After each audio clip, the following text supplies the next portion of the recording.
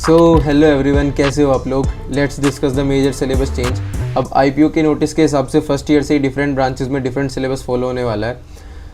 कौन सी ब्रांचेस में नया सिलेबस फॉलो होगा एंड जो नए सब्जेक्ट्स इंट्रोड्यूस हुए हैं वो कौन से हैं, कौन सी ब्रांचेस में पुराना सिलेबस फॉलो होगा, सब चीज़ों के बारे में बात करेंगे। और वीडियो एंड तक ज़रूर देखना, क्योंकि एंड में कुछ ऐसी चीज़ें बताऊँगा जो पूरे सेमेस्टर तुम्हारी हेल्प करने वाली है।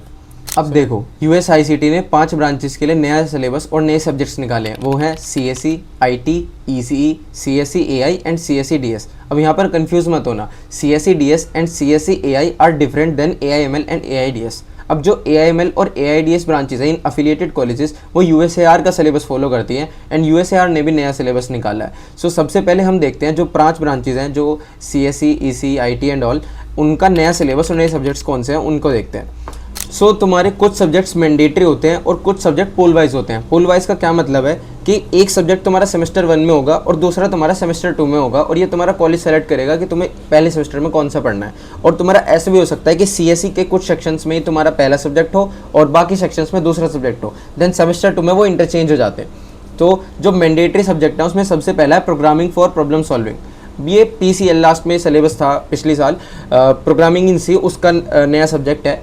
बट इसके सिलेबस में बहुत ज़्यादा चेंज है और ये काफ़ी बड़ा भी हो गया। पहले यूनिट में ही तुम्हें स्ट्रक्चर ऑफ सी प्रोग्राम पढ़ाया जाता है, basic data types, extensions of C programming, और यूनिट 2 में तुम्हें फंक्शंस और सॉर्टिंग एल्गोरिथम्स एंड ऑल पढ़ा दिए जाते हैं। यूनिट 3 में तुम्हारा structure, malloc, calloc and all, dynamic memory allocations, काफ़ी बड़ा सिलेबस है इस बार पहले ही प्रोग्रामिंग इन सी में।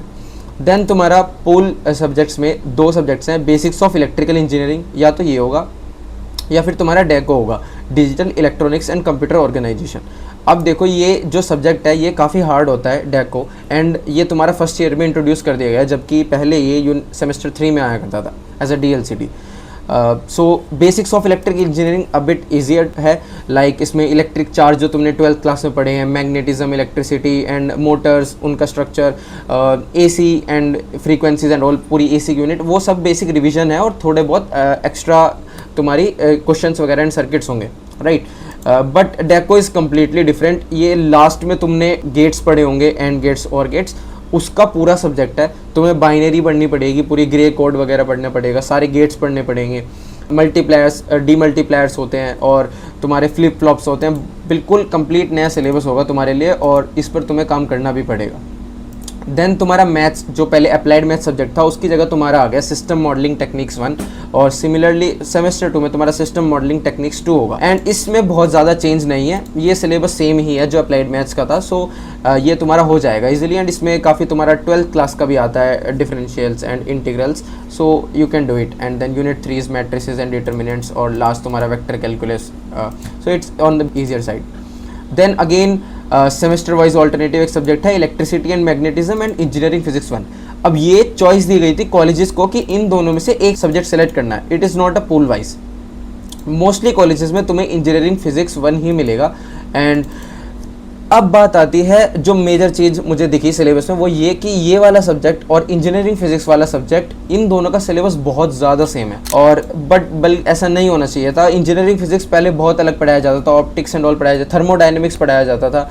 बट अभी तुम्हारा पहला यूनिट में वेक्टर्स, स्केलर्स एंड वेक्टर्स आ जाएगा, यूनिट 2 में वर्क डन और काइनेटिक पोटेंशियल एनर्जी, यूनिट 3 में तुम्हारा harmonic motion and all, unit 4 में centre of mass, rigid bodies, motion of rigid bodies. मतलब ये पूरा मैकेनिक्स का सिलेबस है। और अगर मैं तुम्हें मैकेनिक्स का सिलेबस भी दिखाऊं जो तुम्हारा सेमेस्टर होने वाला है, उसमें भी सेम ही होने वाला है। Force system, structure, plane truss, देखो एग्जैक्ट सेम तो नहीं है, ऑफ कोर्स डिफरेंस होगा। तुम्हारे फिजिक्स में थ्योरी पार्ट ज़्यादा होगा, न्यूमेरिकल्स ज़्यादा होंगे, बट मैकेनिक्स में तुम्हारी ऐसे क्वेश्चन ज़्यादा आते हैं, लाइक 10 मार्क्स का एक क्वेश्चन ऑफ ट्रस का आ गया। Engineering mechanics is again a bit hard than engineering physics. वो डिपेंड करता है बल्कि बच्चे पर भी कि वो उसका इंटरेस्ट कौन से टॉपिक्स में ज़्यादा है। But still like the older physics syllabus was a bit better according to me, but still अब तुम्हारा जो सिलेबस है वो तुम्हें आसान भी पड़ सकता है, क्योंकि तुम एक ही चीज़ को रिविजन करने वाले हो 2 अलग अलग सब्जेक्ट्स में। बाकी सब्जेक्ट्स में तुम्हारे हैं communication skills and human values and ethics. अब ये भी सेम पूल वाइज सब्जेक्ट्स हैं। कम्युनिकेशन स्किल्स का एग्जाम होता है and same and mid sem both, but human values and ethics is a NUES subject. अब ये NUS का मतलब है कि तुम्हारा प्रोजेक्ट सबमिट होता है और 100 मार्क्स तुम्हारे टीचर पर ही डिपेंड करते हैं। सो जिन लोगों का ये सब्जेक्ट है वो थोड़ा टीचर से बात करके रखना कि लाइक इसमें क्या पढ़ना होता है, प्रोजेक्ट कैसे काम करूँ। तो अगर टीचर से तुम क्लासेस अटेंड करोगे तभी तुम्हें मार्क्स मिलेंगे, एंड मार्क्स मिल जाते हैं। बल्कि CSL का तुम्हारा एग्जाम होगा, स्टिल अगेन ईजी सब्जेक्ट, तुम्हारा ग्रामर एंड ऑल इसमें होती है। अब लास्ट तुम्हारा बचता है इन्वायरमेंटल स्टडीज, और लाइक इन्वायरमेंट के बारे में तुम्हारा पॉल्यूशन कितने टाइप्स का होता है, और इन्वायरमेंट की जो भी चीज़ें तुमने EVS में पहले पढ़ी है वही चीज़ें इसमें होती हैं, थोड़ा सा बेटर होती हैं, but it's a whole theory subject. इसमें कुछ न्यूमेरिकल्स भी होते हैं, बट जो अप्लाइड केमिस्ट्री हुआ करता था एंड EVS भी होता था पहले, तो सेम सा सब्जेक्ट है बट अ बिट चेंज। अब बचता है तुम्हारा इंजीनियरिंग ग्राफिक्स 1। ऑफ कोर्स ये सेम ही है जो पहले ग्राफिक्स हुआ करता है, तुम्हें शीट्स बनानी होती है, parallel planes, projections of lines. तो तुम्हारा एक लैब हुआ करेगी इंजीनियरिंग फिजिक्स लैब, और उसमें तुम्हें ये चीज़ पढ़ाई जाएंगी, तुमसे शीट बनवाई जाएंगी, उसके मार्क्स होते हैं। इंजीनियरिंग फिजिक्स 1 की लैब होगी तुम्हारी, जो लैब अलग से होती है। सिमिलरली डेको की लैब होगी, और इलेक्ट्रिकल इंजीनियरिंग की भी लैब होगी। तो जो सब्जेक्ट्स तुम्हारे मेजर लाइक प्रोग्रामिंग हो गया, फिजिक्स हो गया, मैथमेटिक्स हो गया, इन सब की लैब्स भी साथ साथ होती हैं और इनके भी क्रेडिट्स होते हैं। अब क्रेडिट्स के बारे में थोड़ा बाद में बात करेंगे, बट स्टिल ये समझ लो कि तुम्हारा लैब और एज अ सब्जेक्ट और तुम्हारा थ्योरी एज अ सब्जेक्ट जिसका एग्जाम होता है, उन दोनों के मार्क्स अलग अलग होते हैं, 100 and 100। अब बात करते हैं AIML एंड AIDS के नए सिलेबस पर। इसमें तुम्हारा पहला सब्जेक्ट है इंजीनियरिंग मैथमेटिक्स 1 AR 101। अब जो ये मैथमेटिक्स का सिलेबस है ये डिफरेंट है CSE से भी या फिर पुराने सिलेबस से भी। पुराने में ये अप्लाइड मैथ्स 2 में ये टॉपिक्स हुआ करते थे सेमेस्टर सेकंड में, बट अभी ये तुम्हें इस सब्जेक्ट पर थोड़ा ध्यान देना पड़ेगा क्योंकि ये टफ है और इसमें बच्चों की बैक भी आती है कई बार, तो इस पर थोड़ा ध्यान देना। इसमें तुम्हारा कैलकुलस होगा, मैक्सिमा मिनिमा और लेग्रांजे एल्गोरिथम, जो तुमने नाम पहले नहीं सुने होंगे वो नाम आएंगे। मैक्लॉरेंस सीरीज़, लॉरेंट सीरीज़ थोड़ी थोड़ी तुमने जेई की प्रिपरेशन करते वक्त पढ़ी होंगी। अब कोसाइन सीरीज़, फोरियर सीरीज़, तो इस सब्जेक्ट पर थोड़ा ध्यान देना बस। देन तुम्हारा आता है programming for problem solving using C. वही एक सी प्रोग्रामिंग तुम्हें पढ़ाई जाती है, वही है। थोड़ा सिलेबस डिफरेंट है in like titles and all, topics थोड़े अलग हैं, बट वही है, सी प्रोग्रामिंग तुम्हें इस सब्जेक्ट में पढ़नी है। अब इसकी लैब भी होगी ऑफ कोर्स, और इसका सिलेबस अभी आएगा। सिलेबस में मेंशन नहीं किया गया है कि टिकल्स होने वाले हैं। देन तुम्हारा आता है BCO, basics of computer organisation. Just नाम डिफरेंट है, वही एक कंप्यूटर ऑर्गेनाइजेशन का सब्जेक्ट अब फर्स्ट ईयर में इंक्लूड कर दिया गया in both CSE and AIML। तो इसका सिलेबस भी वही होने वाला है तुम्हारा, बाइनरी और gates, AND gate, NOR gate, flip flops. And last में तुम्हारा एक ऑर्गेनाइजेशन वाला भी टॉपिक एडेड है यूनिट 3 एंड यूनिट 4 में। कंप्यूटर ऑर्गेनाइजेशन है, बेसिकली CPU क्या होता है एंड तुम्हारा सिस्टम कैसे चलता है, तुम्हारी बाइनरी कैसे स्टोर होती है, input output systems and all. And last में यूनिट 4 में तुम्हारी advance memory and performance techniques है, कॉन्सेप्ट्स होते हैं लाइक पाइपलाइंस, हजार्ड्स, और थ्योरी है काफ़ी लास्ट में यूनिट 3 एंड यूनिट 4 में। बट यूनिट 1 एंड 2 में तुम्हारे काफ़ी डायग्राम्स और टेबल्स दिखेंगी to solve binary and gates. Then तुम्हारा AR 109 है अप्लाइड इंजीनियरिंग मटेरियल्स। ये अप्लाइड केमिस्ट्री का नया सब्जेक्ट है, तो इसमें काफ़ी तुम्हें मेटल्स, नॉन मेटल्स और अलॉयज़ के बारे में, फेजेस ऑफ द रिएक्शंस और उनके न्यूमेरिकल्स मिलेंगे। देखो ये सब्जेक्ट्स पर्सनली मुझे, जिन लोगों को केमिस्ट्री पसंद नहीं है उन्हें हार्ड लगता है, एंड मुझे भी टफ लगता था क्योंकि न्यूमेरिकल्स, रिएक्शंस एंड ऑल याद रखना, ये सब चीज़ें। थ्योरी भी काफ़ी सारी है बट न्यूमेरिकल्स आते हैं अच्छे खासे एग्जाम में, वेटेज भी उनकी काफ़ी होती है, सो इसको पढ़ लेना। देन वही बेसिक्स ऑफ इलेक्ट्रिकल इंजीनियरिंग, एक सब्जेक्ट तुम्हारा इलेक्ट्रिकल का होने वाला है जिसमें तुम्हारा DC सर्किट्स, AC सर्किट्स, तुम्हारी electrical machines like motors, generators and all, ये चीज़ें bit similar again from the last year. Then तुम्हारा एक वही NUS सब्जेक्ट है, डिज़ाइन थिंकिंग। NUS का एग्जाम नहीं होता है, काफ़ी सारे कॉलेजेस में ऐसा बोला गया है कि NUS सब्जेक्ट का मिड सेम होगा बट एंड सेम नहीं कराया जाएगा। विल सी, मोस्ट प्रोबेबली नहीं होता है इनका एग्जाम, सो मिड सेम भी नहीं होने वाला है। बट अगर ऐसा कहा गया है तुम्हारे कॉलेज में कि होगा, so they can take like internals वगैरह देने के लिए वो मिड सेम का एग्जाम ले सकते हैं। Same for HVE, human values and ethics. And last तुम्हारा AIML में Python, programming in Python lab include करी गई है। एंड इट्स लाइक वियर्ड कि तुम्हारा इसका सब्जेक्ट नहीं है, सिर्फ लैब है, बट स्टिल अगर है तो तुम्हें ये पढ़नी पड़ेगी Python in the first year as a extra subject. That's all in the new subject. अब बात रही बाकी ब्रांचेस की like EEE, CST, CS in cyber security and normal computer science, not like engineering, CSE नहीं, सिर्फ CS। सो ये जो branches जो कॉलेजेस खुद बनाते हैं लाइक सीट्स बढ़ाने के लिए और ज़्यादा बच्चों को CS लेनी होती है, इसलिए बनाई जाती है ब्रांचेस, बट इनका सिलेबस यूनिवर्सिटी ने नहीं निकाला और ना इनका चेंज हुआ, सो इनमें पुराना सिलेबस फॉलो होने वाला है। सो अब उस सिलेबस को डिस्कस करते हैं। तो ओल्ड स्कीम है उनके सब्जेक्ट्स में सबसे पहला है तुम्हारा ES 101 प्रोग्रामिंग इन C। तो इसमें तुम C प्रोग्रामिंग के basics, theoretical part in the first unit like history of C, किसने उसको फाउंड किया था, देन इनपुट आउटपुट स्टेटमेंट्स और डेटा टाइप्स, वेरिएबल्स, ये सब चीज़ें पढ़ोगे। यूनिट 2 में तुम स्टेटमेंट्स पढ़ने लगते हो, if else statement, switch statement. Unit 3 में पॉइंटर्स आ जाते हैं। यूनिट 4 में तुम्हारे जो अपडेट्स हुए थे सी प्रोग्रामिंग में, लाइब्रेरीज एंड ऑल, वो पढ़ते हो तुम। इसकी एक खुद की लैब भी होती है जिसके मार्क्स अलग से होते हैं ऑफ कोर्स। देन आता है तुम्हारा अप्लाइड केमिस्ट्री BS 103। ये केमिस्ट्री के काफ़ी सिमिलर है। इसमें रिएक्शंस होती हैं, मेटल्स, नॉन मेटल्स, फ्यूल्स के बारे में पढ़ाया जाता है, टाइप्स ऑफ फ्यूल्स क्या होते हैं, उनकी रिएक्शंस कैसे होती है, कुछ डिवाइसेस के बारे में पढ़ाया जाता है, उनकी न्यूमेरिकल्स आते हैं like boys calorimeter and bomb calorimeter, दो इनके डायग्राम और फिर न्यूमेरिकल काफ़ी आते हैं। जो इंपॉर्टेंट टॉपिक्स हैं वो हम बता देंगे। यूनिट 2 में तुम्हारा फेज रूल्स आ जाते हैं और lead, silver and zinc, magnesium and इनका जो 2-3 फेज डायग्राम्स हैं वो इंपॉर्टेंट होते हैं। पॉलीमर्स, देन पॉलीमर्स पूरा एक थ्योरेटिकल पार्ट है, और नाइलॉन्स, जितने टाइप्स के पॉलीमर्स बनते हैं। यूनिट 3 तुम्हारा वाटर होता है और इसमें भी न्यूमेरिकल काफ़ी सारे आते हैं। EDTA मेथड हो गया, ट्रीटमेंट कितने टाइप के होते हैं, लाइम सोडा प्रोसेस एंड इसके न्यूमेरिकल्स, राइट।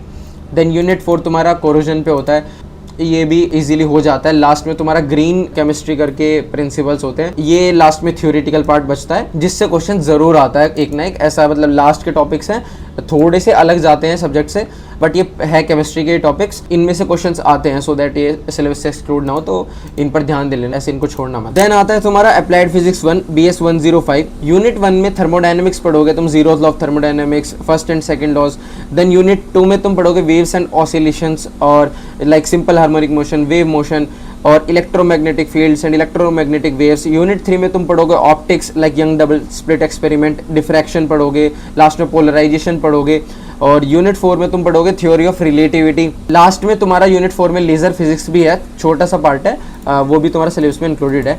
देन इसकी खुद की लैब होगी और फिर इसके बाद आता है तुम्हारा choose one of two below. तुम्हारा एक पूल में होगा इलेक्ट्रिकल साइंस, एक पूल में होगा तुम्हारा EVS। अब इलेक्ट्रिकल साइंस में तुम DC सर्किट्स पढ़ोगे, यूनिट 2 में AC सर्किट्स पढ़ोगे, then generators, motors, DC AC both पढ़ोगे, एंड लास्ट में तुम पढ़ोगे यूनिट 4 में ट्रांसफॉर्मर्स। ठीक है, ये पूरा इलेक्ट्रिक साइंस है तुम्हारा, थोड़ा सा टिपिकल सब्जेक्ट है तो इसको अच्छे से पढ़ लेना। इसमें बैक काफ़ी आती है लोगों की सर्किट्स एंड ऑल की वजह से।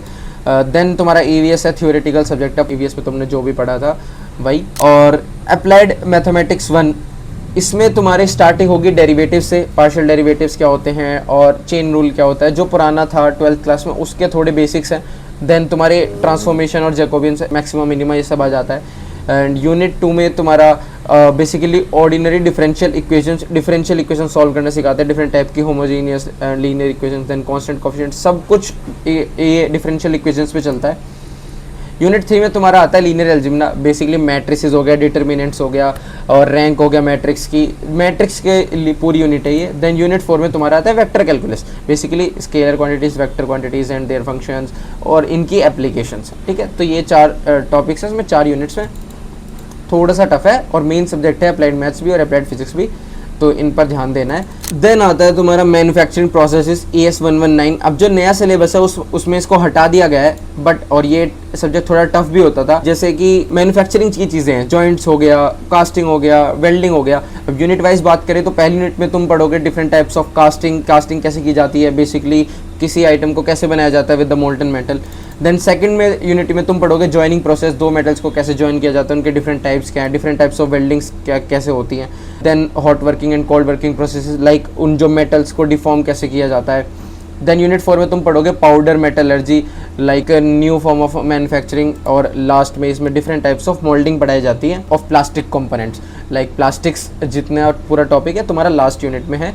और ग्राफिक्स 1 लैब है तुम्हारी ES 157, इसमें तुम्हारी शीट्स बनवाई जाती हैं, प्लेन्स और प्रोजेक्शंस उन प्लेन की कैसी होगी, एक्सेस, ये दोनों एक कंबाइन है, लाइक उसी जो मैन्युफैक्चरिंग में तुम पढ़ोगे उन्हीं को बेसिकली लैब में तुम इम्प्लीमेंट करोगे ऑन ड्राइंग शीट, और उसका भी एक प्रैक्टिकल होता है एंड एग्जाम ऑफ कोर्स इसका होगा नहीं क्योंकि एक लैब है। That's all in your old first year syllabus. अब देखो ध्यान से सुनो, क्रेडिट्स के बारे में बात करते हैं और किस सब्जेक्ट के कितने क्रेडिट्स हैं वो देखते हैं। अब क्रेडिट सिंपली टर्म्स में समझाऊं तो जिस सब्जेक्ट के ज़्यादा क्रेडिट्स होते हैं उसके मार्क्स ज़्यादा मैटर करते हैं, और ऐसा तुम्हें देखने को मिलेगा किसी बच्चे के मार्क्स तुम्हारे से ज़्यादा हो सकते हैं बट CGPA तुम्हारी ज़्यादा हो, क्योंकि क्रेडिट से ही ये सब होता है।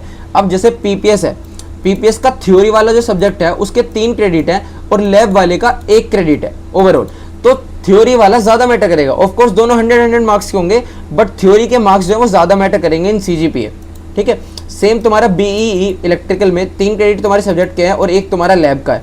एंड लास्ट में इलेक्ट्रिकल मैग्नेटिज्म अगर किसी का है तो उसके 4 क्रेडिट इसलिए हैं क्योंकि उसकी लैब नहीं है, ठीक है। तो जिसमें लैब होगी उसमें 1 क्रेडिट तुम्हारा लैब को दे दिया जाएगा। और कम्युनिकेशन स्किल इसका एग्जाम होता है तो इसके 3 क्रेडिट हैं। ह्यूमन वैल्यूज एंड एथिक्स इसके 2 क्रेडिट होते हैं, ओके।